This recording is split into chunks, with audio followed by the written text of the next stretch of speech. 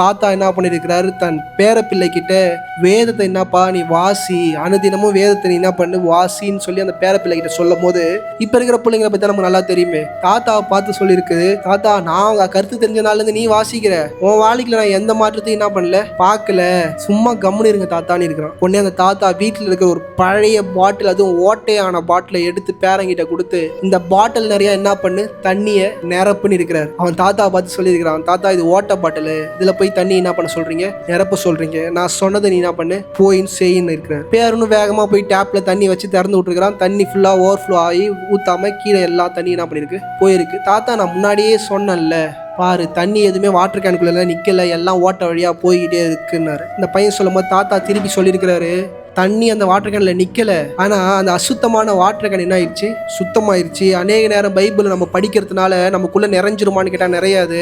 படிக்க படிக்க என்ன பண்ணும், மறந்துகிட்டே தான் இருக்கும். ஆனா படிக்க படிக்க நீ அனுதினமும் நீ பரிசுத்தமாகிட்டே இருப்ப.